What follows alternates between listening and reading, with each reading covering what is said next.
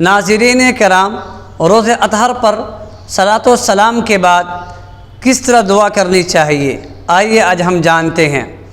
علامہ اصمعی رحمۃ اللہ علیہ فرماتے ہیں، ایک بدو جناب رسول اللہ صلی اللہ علیہ وسلم کی قبر اطہر کے سامنے کھڑے ہوئے اور عرض کیا، یا اللہ، یہ آپ کے محبوب ہیں اور میں آپ کا بندہ اور شیطان آپ کا دشمن، اگر آپ میری مغفرت فرما دیں تو آپ کے محبوب کا دل خوش ہو، آپ کا غلام کامیاب ہو جائے اور آپ کا دشمن کا دل تلملانے لگے۔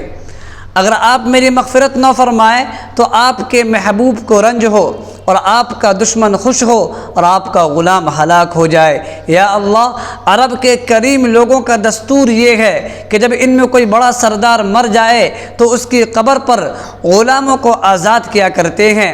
یہ پاک ہستی سارے جہانوں کی سردار، کون و مکاں کے مالک، قوس و قزح کے مالک، تو اس کی قبر پر مجھے آگ سے آزادی عطا فرما۔